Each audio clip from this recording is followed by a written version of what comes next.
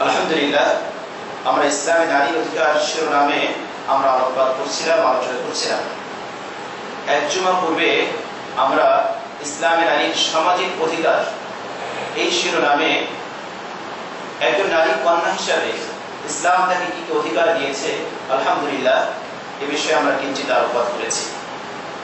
আল্লাহ সুবহানাহু ওয়া তাআলা তৌফিক দান করলে আজকে একজন নারীকে স্ত্রী হিসাবে কোরআন এবং সুন্নাহ কি অধিকার দিয়েছে, আল্লাহ সুবহানাহু ওয়া তাআলা তৌফিক দান করলে ইনশাআল্লাহ এই বিষয়টি আমরা আলোকপাত করার প্রয়াস চালাবো। আল্লাহ সুবহানাহু ওয়া তাআলা আমাদের সবাইকে ইখলাসের সাথে শ্রবণ করা, ইখলাসের সাথে বলা এবং সে অনুপাতে আমল করা তৌফিক দান করেন, আমিন। পৃথিবীর সব নারী এবং সব পুরুষ, সব স্বামী এবং সব স্ত্রী, আমরা যারা স্বামী, আমরা চাই যে আমাদের স্ত্রী চরিত্রবান হবে, আমাদের স্ত্রী সৎ হবে, আমাদের স্ত্রী ভালো হবে, আমাদের স্ত্রী আদর্শবান হবে। এটি আমরা সব স্বামীরাই কামনা করি। অনুরূপভাবে স্ত্রীরাও কামনা করে আমার স্বামী একজন আদর্শবান স্বামী হবে, আমার স্বামী চরিত্রবান হোক, আমার স্বামী ভালো মানুষ হোক, আমার স্বামী সৎ মানুষ হোক। এটি সবারই কাম্য, সবারই কামনা বাসনা এটি থাকে। কিন্তু এক্ষেত্রে প্রথমে আমাদের করণীয় কি? আমি একজন ভালো স্ত্রী পেতে চাই, কোরআন এবং সুন্নাহ আমাকে কি নির্দেশনা দিয়েছে? একজন স্ত্রী সে ভালো স্বামী পেতে চায়, এক্ষেত্রে কোরআন এবং সুন্নাহ কি বলে? সর্বপ্রথম যে কথাটি আমি বলতে চাই সেটি হলো, আমি যদি আদর্শবান হই, আমার স্ত্রী আদর্শবান হবে। আমি যদি ভালো মানুষ হই, আমার স্ত্রী ভালো মানুষ হবে। আমি যদি সৎ হই, আমার স্ত্রী সৎ হবে। স্ত্রী যদি সৎ হয়, আমি সৎ হই। স্ত্রী যদি চরিত্রবান হয়, স্বামী চরিত্রবান হবে। স্ত্রী যদি আদর্শবান হয়, স্বামী আদর্শবান হবে। এটি হচ্ছে স্বাভাবিক নিয়ম। তাহলে আমার পরিবার সুন্দর হোক, সুন্দর একটি পরিবার গঠনের জন্য স্বামী হিসেবে আমাকে অগ্রণী ভূমিকা পালন করতে হবে, স্ত্রী হিসেবে তাকে অগ্রণী ভূমিকা পালন করতে হবে। কখনো কখনো ক্ষেত্র বিশেষ এর বিপরীত পরিলক্ষিত হয় বা দেখা যায় যে স্বামী অত্যন্ত ভালো মানুষ, আদর্শবান মানুষ, চরিত্রবান মানুষ, সৎ মানুষ, নেককার মানুষ, কিন্তু স্ত্রী হয়েছে বিপরীত। আবার কখনো কখনো আমরা এমনটি অবলোকন করে দেখতে পাই, স্ত্রী খুব ভালো মানুষ, চরিত্রবান, আদর্শবান, সৎ, নেককার, সতীসাধ্বী, সব গুণ তার ভিতরে আছে, কিন্তু দেখা যায় স্বামী হয়েছে সম্পূর্ণ বিপরীত। যদি কখনো এমন হয় একজন ভালো একজন খারাপ, তাহলে বুঝতে হবে এটি আল্লাহ সুবহানাহু ওয়া তাআলার পক্ষ থেকে আমার আপনার জন্য পরীক্ষা। এই পরীক্ষায় যদি আমি আপনি ধৈর্য ধারণ করি, তাহলেই আমার আপনার জন্য সুসংবাদ। বিশ্বনবী মুহাম্মদ রাসূলুল্লাহ সাল্লাল্লাহু আলাইহি ওয়াসাল্লাম ইরশাদ করেছেন, ওয়াস-সাবরু সাওয়াবু ওয়াল জান্নাহ। সত্যিকার অর্থে একমাত্র মাওলা পাকের রিজামত হাসিলের জন্য, অর্জনের জন্য আমি আপনি যদি ধৈর্য ধারণ করি, সবরে জামিল ইখতিয়ার করি, তাহলে এর বিনিময়ে কোনো কিছুই হতে পারে না জান্নাত ছাড়া। কোরআনে কারীমের ভিতরে আল্লাহ সুবহানাহু ওয়া তাআলা ধৈর্যশীলদের সুসংবাদ দিয়েছেন, ওয়াবাশশিরিস সাবিরিন। হে বিশ্বনবী, হে মুহাম্মদ রাসূলুল্লাহ সাল্লাল্লাহু আলাইহি ওয়াসাল্লাম, ধৈর্যশীলদেরকে আপনি সুসংবাদ প্রদান করেন। কোরআন এবং সুন্নাহ ভালো স্ত্রী পাওয়ার জন্য, ভালো স্বামী পাওয়ার জন্য, আদর্শবান স্বামী, আদর্শবান স্ত্রী পাওয়ার জন্য আমাকে আপনাকে কিছু দিক নির্দেশনা দিয়েছে। পৃথিবীতে যে সকল তরুণ, যে সকল যুবক যারা বিবাহ করতে চায়, আবার যে সকল স্ত্রী, যে সকল মেয়ে, যে সকল কন্যা স্বামী পেতে চায়, বিবাহ বন্ধনে আবদ্ধ হতে চায়, প্রত্যেকের জন্য আল্লাহ সুবহানাহু ওয়া তাআলা কোরআনে কারীমের ভিতরে দোয়া শিখিয়ে দিয়েছেন। এটি মুমিনদের একটি অন্যতম বৈশিষ্ট্য। আল্লাহ সুবহানাহু ওয়া তাআলা সূরা ফুরকানের ৭৪ নম্বর আয়াতের ভিতরে বলেছেন, মুমিনদের অন্যতম একটি বৈশিষ্ট্য হলো এই, তারা এইভাবে মহান রব্বুল আলামিনের কাছে প্রার্থনা করে, মহান রব্বুল আলামিনের কাছে প্রার্থনা করে। কি সেই প্রার্থনা? রব্বানা হাব লানা মিন আজওয়াজিনা ওয়া যুররিয়াতিনা কুররাতা আ'ইউনিন ওয়াজআলনা লিল মুত্তাকিনা ইমামা। রব্বানা হাব লানা, হে আমাদের রব, হে আমাদের প্রতিপালক, আমাদেরকে দান করুন, মিন আজওয়াজিনা ওয়া যুররিয়াতিনা, এমন স্ত্রী, এমন সন্তান সন্ততি যে স্ত্রীর দিকে তাকালে, যে সন্তান সন্ততির দিকে তাকালে আমাদের চক্ষু শীতল হয়ে যাবে, আমাদের চক্ষু ঠান্ডা হয়ে যাবে, আমরা আনন্দিত হব। ওয়াজআলনা লিল মুত্তাকিনা ইমামা, হে আল্লাহ আমাদেরকে আপনি মুত্তাকিনদের জন্য পথ প্রদর্শক বানান। এই যে দোয়া আমরা কি হাত দিয়ে বলতে পারি? আমরা যারা বিবাহ করেছি কয়জন মহান রব্বুল আলামিনের কাছে এভাবে প্রার্থনা করেছি? কোরআনে বর্ণিত এবার এরকম স্ত্রী আমরা কয়জন আল্লাহর কাছে প্রার্থনা করেছি? আমরা সবাই কামনা করি যে আমার স্ত্রী একেবারে ভালো মানুষ হবে। আমি যাই হোক না কেন, আমি যেমনই হই না কেন, আমার ক্যারেক্টার যেমনই হোক না কেন, আমার আদর্শ যেমনই হোক না কেন, ওই আমি আদর্শবান অথবা আদর্শচ্যুত অথবা আদর্শহীন, আমি কামনা করি যে আমার স্ত্রী অনেক ভালো মানুষ হোক। কিন্তু ভালো স্ত্রী পাওয়ার জন্য আমার তো কিছু করণীয় আছে, স্ত্রীকে ভালো স্বামী পাওয়ার জন্য তারও তো কিছু করণীয় আছে। এভাবে দোয়া শিখিয়ে দিলেন আল্লাহ সুবহানাহু ওয়া তাআলা। এটি মুমিনদের বৈশিষ্ট্য। ইতিপূর্বে অনেক গুণাবলী পূর্বের আয়াতসমূহের ভিতরে আল্লাহ সুবহানাহু ওয়া তাআলা বলে দিয়েছেন। মুমিনরা এভাবে রাত্রি যাপন করে, এই কাজগুলো করে না, এই কাজগুলো করে, এভাবে যারা জীবন যাপন করে ইত্যাদি ইত্যাদি বর্ণনা করে একবার আল্লাহ সুবহানাহু ওয়া তাআলা বলে দিলেন যে মুমিনদের অন্যতম একটি বৈশিষ্ট্য হলো এই যে তারা আল্লাহর কাছে এভাবে প্রার্থনা করে। কাজেই আমরা যারা ভালো স্ত্রী পেতে চাই, সৎ স্ত্রী পেতে চাই, আদর্শ স্ত্রী পেতে চাই, এই দোয়াটি আমাদের মুখস্থ করে নেওয়া উচিত এবং এভাবে দোয়া করা উচিত। অনুরূপভাবে প্রত্যেকটি নারী যারা আদর্শবান স্বামী পেতে চায় তাদেরকে এভাবে দোয়া করা উচিত। অনুরূপভাবে প্রত্যেকটি বাবা মা যারা এমন সন্তান কামনা করে, পৃথিবীতে কোন অভিভাবক এমন আছে যে সে চায় না যে তার সন্তান ভালো মানুষ হোক? আমরা তো প্রত্যেকে কামনা করি যে আমার সন্তান তার ক্যারিয়ার এমন ভাবে গঠন করুক, তার চরিত্র এত সুন্দর হোক যে তার দিকে তাকালে যেন আমার চক্ষু শীতল হয়ে যায়, যার দিকে তাকালে যেন আমার কলিজা ঠান্ডা হয়ে যায়। এমন সন্তান আমরা প্রত্যেকে কামনা করি। আল্লাহ সুবহানাহু ওয়া তাআলা এই দোয়া কিভাবে শিখিয়ে দিয়েছেন আমাকে আপনাকে। আল্লাহর কাছে এভাবে আমরা সন্তান কামনা করব, স্ত্রী কামনা করব। আমি বাবা, আমি বিবাহ করে ফেলেছি, আমার সন্তান আল্লাহ দিয়েছেন, এখন আমার করণীয় হলো আমার সন্তানের জন্য, আমার ভবিষ্যৎ প্রজন্মের জন্য যাবে আল্লাহ সুবহানাহু ওয়া তাআলার কাছে প্রার্থনা করা।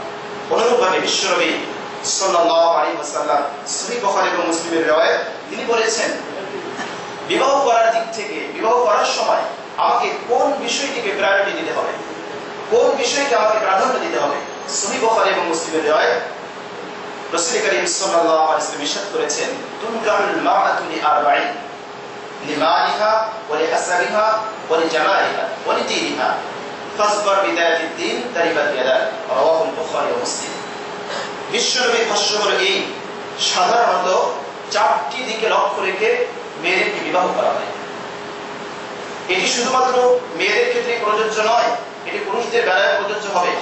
আমরা যারা অভিভাবক রয়েছি, আমরা যারা আমাদের মেয়েদেরকে বিবাহ দিব, এই বিষয়গুলো আমাদেরকে বিবেচনা করা উচিত। আপনি আপনার আদরের কন্যাকে এমন একটি ছেলের হাতে তুলে দিলেন যে ছেলের বাড়ি আছে, গাড়ি আছে, ব্যাংক ব্যালেন্স, মিল ফ্যাক্টরি সবকিছু আছে, ওই ছেলেটির ক্যারেক্টার লস, ওই ছেলেটি চরিত্রহীন, তার সামনে কোনো আদর্শ নেই, সে আদর্শহীন।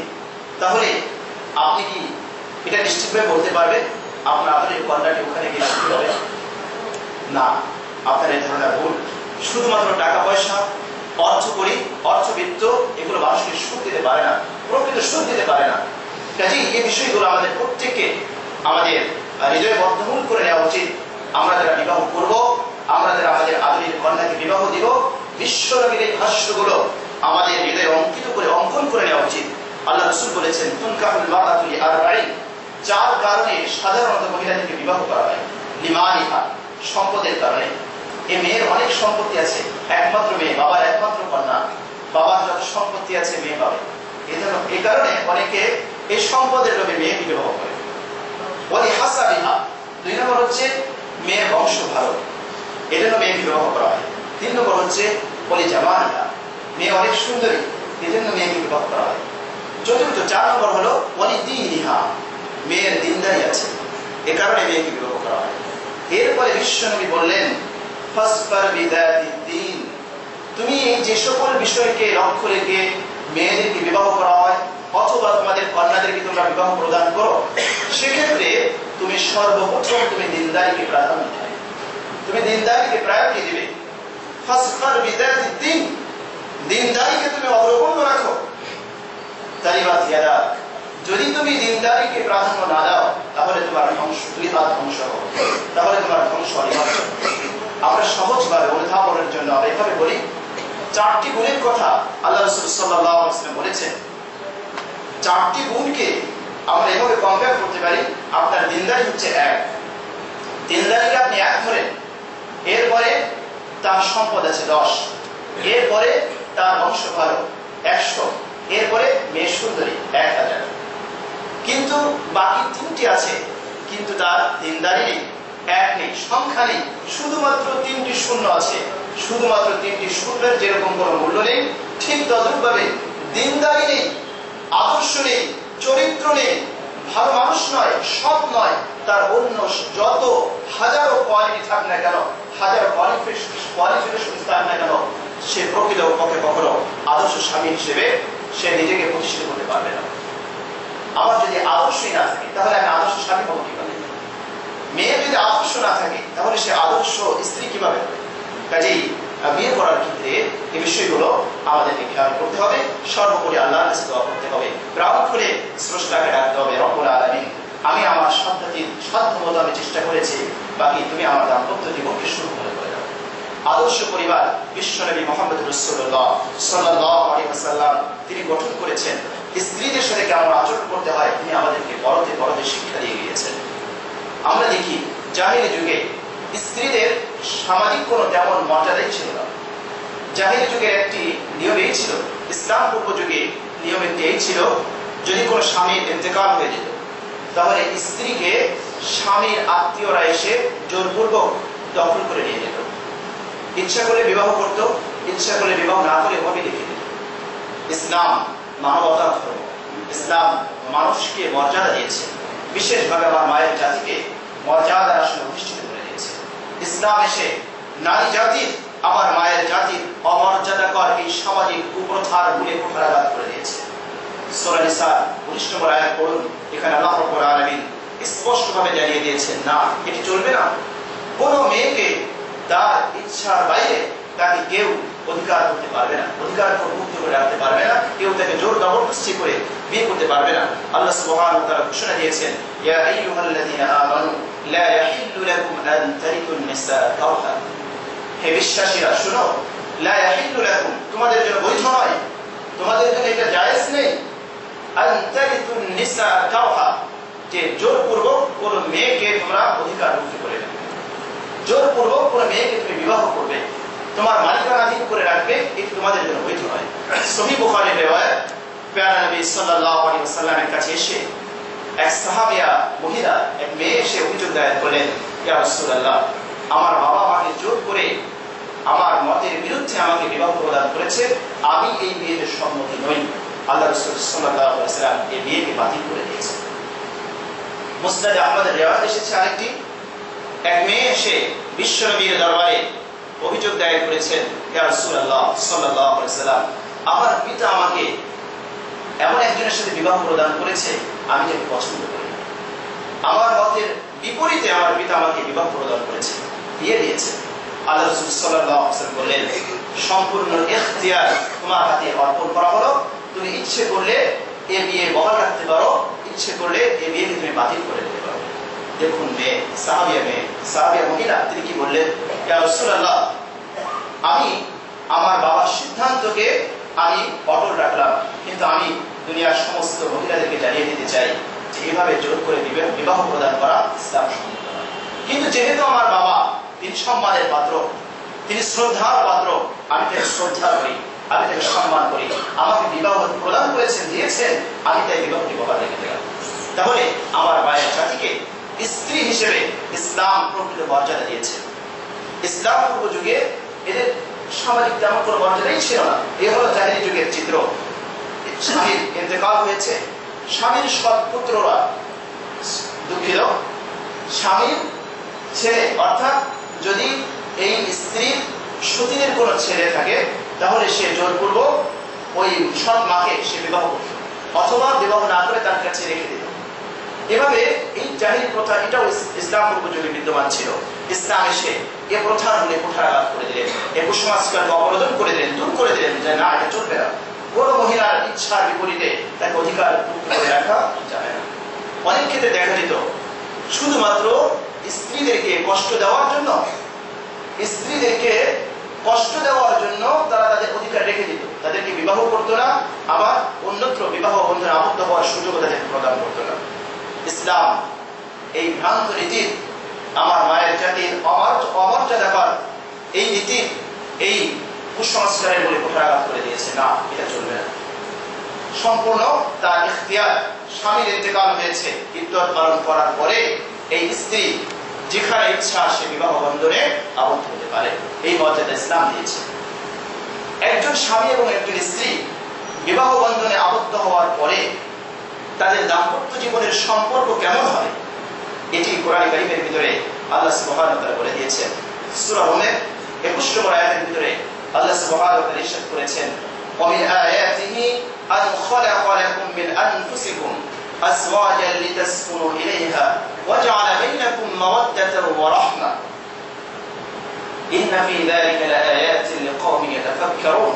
সূরা রুম আয়াত নম্বর 21। আল্লাহ সুবহানাহু ওয়া তাআলা ইরশাদ করেছেন, আল্লাহ সুবহানাহু ওয়া তাআলা অগণিত অজস্র লক্ষ কোটি নিদর্শন এই পৃথিবীতে মানুষের হিদায়াতের জন্য, আল্লাহকে চেনার জন্য আল্লাহ রাব্বুল আলামিন লিখে দিয়েছেন। এগুলোর মধ্যে অন্যতম একটি নিদর্শন হলো এই, আল্লাহ সুবহানাহু ওয়া তাআলা তোমাদের জন্য, তোমাদের মধ্য থেকে তোমাদের স্ত্রীকে, তোমাদের জীবন সঙ্গিনীকে, তোমাদের যুগলকে আল্লাহ সৃষ্টি করেছেন। লিতাসকুনু ইলাইহা, যাতে করে তোমরা তাদের কাছে গিয়ে প্রশান্তি লাভ করো। ওয়া জাআলা বাইনাকুম মাওয়াদ্দাতান ওয়া রাহমা, এবং তোমাদের মধ্যে আল্লাহ রাব্বুল আলামিন মাওয়াদ্দা, ভালোবাসা, ওয়া রাহমা, করুণা, হৃদ্যতা, এগুলো আল্লাহ সৃষ্টি করে দিয়েছেন। তাহলে স্বামী এবং স্ত্রী দুজনের মধ্যকার সম্পর্ক হবে হৃদ্যতাপূর্ণ সম্পর্ক, আন্তরিক সম্পর্ক, ভালোবাসার সম্পর্ক, বন্ধুত্বপূর্ণ সম্পর্ক, এবং এই সম্পর্ক হবে পবিত্র। ওয়া জাআলা বাইনাকুম মাওয়াদ্দা, এই সম্পর্ক স্বয়ং আল্লাহ রাব্বুল আলামিন সৃষ্টি করে দিয়েছেন। কাজেই আমি যদি মুসলিম হই, আমি যদি আদর্শ স্বামী হই, ইসলামের রীতিনীতি মেনে যদি আমি বিবাহ বন্ধনে আবদ্ধ হই, তাহলে আমার এবং আমার স্ত্রীর ভিতরে মধ্যকার যে সম্পর্ক গড়ে উঠবে, এটি হচ্ছে আল্লাহ প্রদত্ত, আল্লাহর সৃষ্টি সম্পর্ক, পবিত্র সম্পর্ক। এজন্য মুসলিম সমাজে, ইসলামী সমাজে ভালোবাসাকে আমদানি করার জন্য ভ্যালেন্টাইন্স ডে উদযাপন করার কোনো প্রয়োজন নেই। যাদের দাম্পত্য জীবনে সুখ নেই, যাদের দাম্পত্য জীবনে ভালোবাসা নেই, ইউরোপ, আমেরিকা, ওয়েস্টার্ন কালচারে যারা প্রভাবান্বিত, ওই সকল দেশে ভালোবাসা আমদানি করার প্রয়োজন হতে পারে, কিন্তু না, মুসলিম সমাজে মুসলিম তরুণ স্বামী, মুসলিম যুবক স্বামী এবং স্ত্রীর মধ্যে যে পবিত্র ভালোবাসা থাকবে, এই ভালোবাসায় কোনো কমতি নেই। কেননা এই ভালোবাসার সৃষ্টি করছে স্বয়ং আল্লাহ রাব্বুল আলামিন। ওয়া জাআলা বাইনাকুম মাওয়াদ্দাতান ওয়া রাহমা, ভালোবাসা যৌবনকালে শারীরিক চাহিদা থাকে, মাওয়াদ্দা, স্বামী স্ত্রী বৃদ্ধ হয়ে গিয়েছে, শারীরিক ওরকম কোনো চাহিদা নেই, এরপরেও যদি কোনো একজনের বিচ্ছেদ ঘটে যায়, কোনো একজন মৃত্যুবরণ করে, তাহলে বৃদ্ধ স্বামী স্ত্রীর জন্য অশ্রু ছড়ায়, অথবা বৃদ্ধা স্ত্রী স্বামীর জন্য কেঁদে কেঁদে একাকার হয়ে যায়। কিসের কারণে? এই ভালোবাসাকে সৃষ্টি করে দিয়েছেন আল্লাহ রাব্বুল আলামিন, সৃষ্টি করে দিয়েছেন। ওয়া জাআলা বাইনাকুম মাওয়াদ্দাতান ওয়া রাহমা, যৌবনকালে হচ্ছে মাওয়াদ্দা, আর বৃদ্ধকালে হচ্ছে রাহমা, করুণা, একজন আরেকজনের প্রতি করুণা করে। তাহলে এই হচ্ছে পবিত্র সম্পর্ক। এই সম্পর্কে আবদ্ধ হওয়ার একমাত্র পথ বাতলিয়ে দিয়েছে ইসলাম, একমাত্র পথ বলে দিয়েছে কোরআন। কোরআন কারীম খুলুন, কোরআন কারীমের ভিতরে সূরা বাকারা 187 নং আয়াতের ভিতরে আল্লাহ সুবহানাহু ওয়া তাআলা স্বামী স্ত্রীর সম্পর্ক কেমন হবে, স্ত্রী আপনার কতটা ঘনিষ্ঠ হবে, এটি আল্লাহ সুবহানাহু ওয়া তাআলা চমৎকারভাবে উপমা দিয়ে তিনি আমাদেরকে বুঝিয়ে দিয়েছেন। হুন্না লিবাসুল লাকুম ওয়া আনতুম লিবাসুল লাহুন্না, সূরাতুল বাকারা আয়াত নম্বর 187। এখানে আল্লাহ সুবহানাহু ওয়া তাআলা বলেছেন স্বামী এবং স্ত্রী তাদের সম্পর্ক কেমন হবে, স্ত্রীর কাছে স্বামী কতটা নৈকট্যশীল হবে, কতটা প্রিয় হবে, কতটা প্রিয়া হবে, কতটা মহব্বতের হবে। হুন্না লিবাসুল লাকুম ওয়া আনতুম লিবাসুল লাহুন্না, তারা তোমাদের পোশাক, তোমরা তাদের পোশাক। তারা তোমাদের স্ত্রীরা স্বামীদের ভূষণ, স্বামীরা স্ত্রীদের ভূষণ। এখন প্রশ্ন হলো, কেন আল্লাহ সুবহানাহু ওয়া তাআলা এখানে স্ত্রীদেরকে পোশাকের সাথে উপমা দিয়েছেন, স্বামীদেরকে কেন পোশাকের সাথে উপমা দিয়েছেন? আমরা একটু এক্সপ্লেইন করি, ব্যাখ্যা করি। আল্লাহ সুবহানাহু ওয়া তাআলা আয়াত কারিমার ভিতরে বললেন কুননা লিবাসুল লাকুম ওয়া আনতুম লিবাসুল লাহুন্না, স্ত্রীরা তোমাদের ভূষণ, স্বামীরা স্ত্রীদের ভূষণ, তোমরা স্ত্রীদের ভূষণ। পোশাক আমরা দেখতে পাই, পোশাক আমাদের শরীরের সাথে একেবারে লেগে থাকে, একেবারে অ্যাটাচ থাকে। পোশাকের সাথে আমাদের দেহের তেমন কোনো পার্থক্য থাকে না, শরীরের সাথে লেগে থাকে, খুব কাছে থাকে। তাহলে পোশাক যেভাবে আমার শরীরের সাথে একেবারে লেপটে থাকে, লেগে থাকে, তার মানে পোশাকের সাথে আমার শরীরের সম্পর্ক একেবারে ঘনিষ্ঠ। তো আল্লাহ সুবহানাহু ওয়া তাআলা এখানে উপমা দিয়ে বুঝিয়েছেন যে দুনিয়ার স্বামী স্ত্রী পবিত্র বন্ধনে যারা আবদ্ধ হয়েছ, তোমরা স্বামী স্ত্রী একে অপরের এরকম ঘনিষ্ঠ, যেরকম ভাবে পোশাক একজন আরেকজনের পোশাক তোমার শরীরের যেরকম ঘনিষ্ঠ, কাছের, স্ত্রীও কাছের, স্বামী স্ত্রীর কাছে, স্ত্রী স্বামীর কাছে, এটা দূরের কেউ নয়, এদের সাথে ভালো আচরণ করতে হবে। এ হলো এক নম্বর ব্যাখ্যা। দ্বিতীয় ব্যাখ্যা হলো এই, আমরা শীতকালে পোশাক পরিধান করি। কেন পোশাক পরিধান করি? প্রশান্তি লাভের জন্য, শরীরকে শীত থেকে সেফ রাখার। আমরা যখন বাইরে বের হই, রোদের তাপ থেকে শরীরকে রক্ষা করার জন্য আমরা পোশাক পরিধান করি। শরীরে আবরণ জড়ায়, তাহলে পোশাক পরিধান আমরা এজন্য করি যাতে করে আমি প্রশান্তি লাভ করতে পারি, আমি শান্তি লাভ করতে পারি, কষ্ট থেকে বাঁচার জন্য। আল্লাহ সুবহানাহু ওয়া তাআলা এখানে পোশাকের সাথে উপমা দিয়ে বুঝিয়েছেন স্বামী স্ত্রী একজন আরেকজনের জন্য প্রশান্তি দায়ক, স্ত্রী স্বামীর জন্য প্রশান্তি দায়ক, স্বামী স্ত্রীর জন্য প্রশান্তি দায়ক। আমরা আরো দেখি পোশাক আমার আপনার শরীরের ত্রুটিগুলো, দোষগুলো ঢেকে রাখে, আবৃত করে রাখে। কোন একটা শরীরে যদি ক্ষত থাকে, কোন ত্রুটি থাকে, আপনি যদি সুন্দর পোশাক পরিধান করেন তাহলে শরীরের ত্রুটিগুলো আচ্ছাদিত হয়ে যায়, ঢেকে দেয়। পোশাকের কারণে ওই ত্রুটিগুলো, ওই দোষগুলো, ওগুলো আর অবলোকন করা যায় না, দেখা যায় না। তার মানে পোশাক হচ্ছে আমার শরীরকে, শরীরের সৌন্দর্য বর্ধনকারী, শরীরকে দোষ ত্রুটি, শরীরের দোষ ত্রুটি গোপনকারী। ঠিক তদ্রূপ ভাবে আপনি কতটা ভালো মানুষ, আমি কতটা ভালো মানুষ, দুনিয়ার অন্য কেউ না জানলেও আমার স্ত্রী সে জানবে, সে বলে দিতে পারবে। একজন স্ত্রী সে বলে দিতে পারবে তার স্বামী কতটা ভালো মানুষ। কোন স্ত্রী যদি সার্টিফিকেট দেয় যে না আমার স্বামী একজন ভালো মানুষ, একজন সৎ মানুষ, তাহলে অন্য কোন দলিল তার খোঁজার প্রয়োজন নেই। কেননা স্ত্রীর কাছে স্বামীর সমস্ত দোষ ত্রুটিগুলো এগুলো উন্মোচিত হয়ে যায়।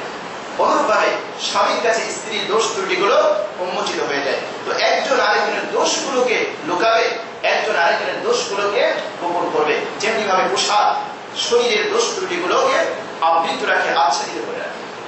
পোশাক কেন আমরা পরিধান করি? পোশাক পরিধান করি আমাদের শরীরের সৌন্দর্য বর্ধনের জন্য, সৌন্দর্য বৃদ্ধির জন্য। আল্লাহ সুবহানাহু ওয়া তাআলা এখানে স্বামী এবং স্ত্রীকে পোশাকের সাথে উপমা দিয়ে বোঝাচ্ছেন, স্ত্রী ও স্বামী দুনিয়া শোনো, তোমার সৌন্দর্য স্ত্রী বর্ধন করে দিবে। আবার এই স্ত্রীরা শোনো, দুনিয়ার তোমাদের স্বামীরা তোমাদের সৌন্দর্যকে বৃদ্ধি করে দেবে। এজন্যই আল্লাহ সুবহানাহু ওয়া তাআলা এখানে কালামে পাকের ভিতরে স্বামী এবং স্ত্রীদেরকে পোশাকের সাথে উপমা দিয়ে বুঝিয়েছেন। আল্লাহ সুবহানাহু ওয়া তাআলা সূরা বাকারা 218 নম্বর আয়াতের ভিতরে আল্লাহ সুবহানাহু ওয়া তাআলা ইরশাদ করেছেন, ওয়ালাহুন্না মিসলুল্লাযী আলাইহিন্না বিল মা'রুফ। আমরা অনেকে মনে করি যে আমাদের শুধুমাত্র স্ত্রীদের উপর অধিকার রয়েছে, স্ত্রীদের উপর কর্তৃত্ব করার অধিকার রয়েছে, স্ত্রীদেরকে আমি যা বলবো তা করবে, স্ত্রী আমার মন মতো সবকিছু করবে, আর স্ত্রীর কোনো চাওয়া পাওয়া, স্ত্রীর কোনো অধিকার, এগুলোকে পরিপূর্ণ করা, এগুলোকে পূরণ করা আমার কোনো দায় দায়িত্ব নেই। আপনি কোরআন পড়ুন, কোরআন আমার মায়ের জাতিকে কতখানি মর্যাদা দিয়েছে। ওয়ালাহুন্না মিসলুল্লাযী আলাইহিন্না বিল মা'রুফ। আল্লাহ সুবহানাহু ওয়া তাআলা এখানে ঘোষণা দিয়েছেন, ওয়ালাহুন্না মিসলুল্লাযী আলাইহিন্না বিল মা'রুফ। হে দুনিয়ার স্বামীরা শোনো, যেমনি ভাবে তোমাদের স্ত্রীর উপর তোমাদের ন্যায়সঙ্গত অধিকার রয়েছে, ঠিক তেমনি ভাবে স্ত্রীদেরও তোমাদের উপর ন্যায়সঙ্গত অধিকার রয়েছে। তাহলে আমার মায়ের জাতিকে ইসলাম কতখানি মর্যাদা দিয়েছে। কোরআনে কারীমের সূরা নিসা 19 নং আয়াতের ভিতরে আল্লাহ সুবহানাহু ওয়া তাআলা ঘোষণা দিয়েছেন, ওয়াশিরুহুন্না বিল মা'রুফ।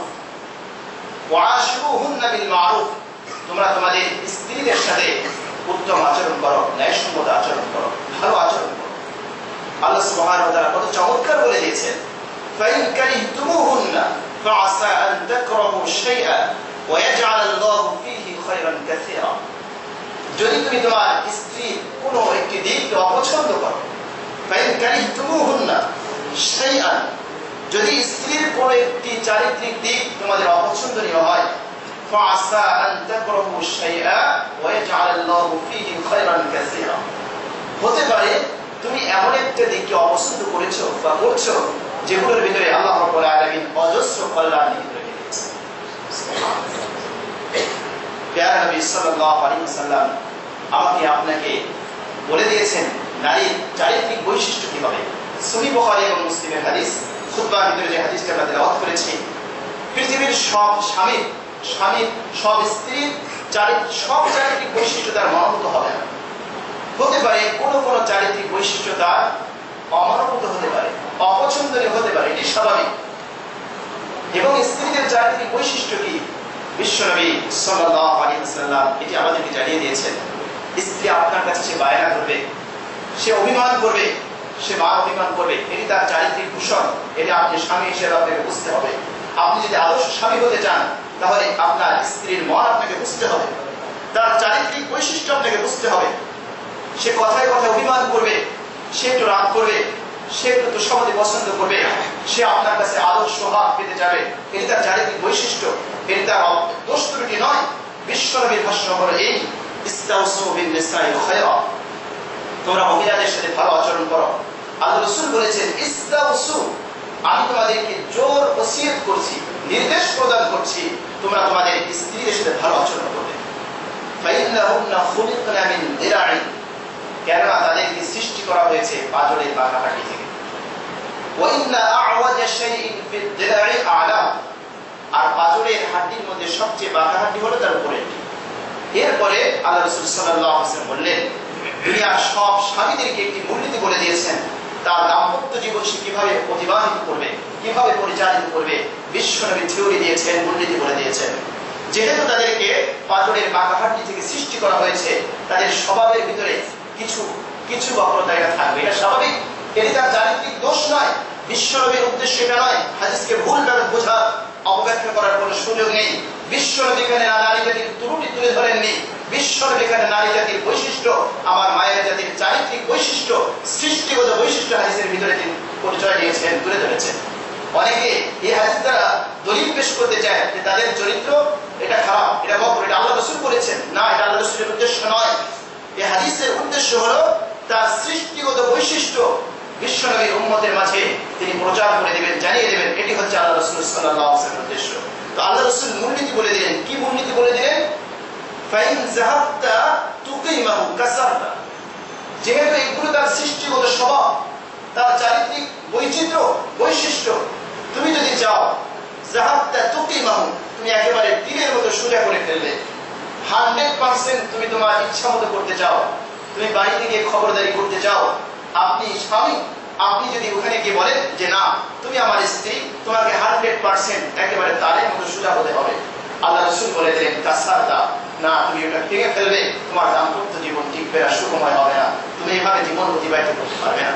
তোমাকে এখানে ত্যাগের মহিমায় উদ্ভাসিত হতে হবে, তোমাকে এখানে ত্যাগ স্বীকার করতে হবে, কিছুটা ছাড় দিতে হবে। তাহলে এই হলো 1 নম্বর মূলনীতি। এই চারিত্রিক বৈশিষ্ট্যগুলো, এগুলো আপনাকে বুঝতে হবে যে না, এগুলো নারী জাতির ভূষণ, চারিত্রিক ভূষণ, এগুলো আমাকে উদ্ভাবন করতে হবে। আমি পরিপূর্ণভাবে তার চরিত্রকে সংশোধন করতে পারবো না। যদি পরিপূর্ণভাবে আমার মনোভূত করতে চাই তাহলে আমার দাম্পত্য জীবন ভেঙে যাবে। এটি আল্লাহ রাসূলের ভাষ্য, বিশ্বনবীর ভাষ্য। আবার ওয়াইন তারাকতা লাম ইয়াজাল আ'ওয়াজ, যদি তুমি ইসলামের চেষ্টাকে একেবারে ছেড়ে দাও, যে না এটি যেহেতু এভাবে সৃষ্টি করেছেন আল্লাহ, এভাবে রেখে দেয়, আল্লাহ রাসূল বললেন যে না, এটিও আল্লাহ রাসূলের মূলনীতি হলো না, আল্লাহ রাসূলের আদর্শ হলো না। আল্লাহ রাসূল বলেছেন, বিশ্বনবী বলেছেন, যদি তুমি একেবারে এভাবে ছেড়ে রেখে দাও তাহলে এটা বক্র হতে হতে হতে আরো বাঁকা হয়ে যাবে। তাহলে আমাকে আপনাকে কোন পন্থা অবলম্বন করতে হবে? আমাকে চেষ্টা করতে হবে চরিত্র সংশোধনের জন্য। তার চারিত্রিক যে ত্রুটিগুলো আছে সেগুলো আপনি চেষ্টা করব, সাধনা করব। আমি প্রেম দিয়ে, ভালোবাসা দিয়ে, মহব্বত দিয়ে তাকে নসিহত করে তাকে এই দোষগুলো ত্রুটিগুলো সংশোধন করে আপনার মতো করে আপনি তাকে করে নেবেন।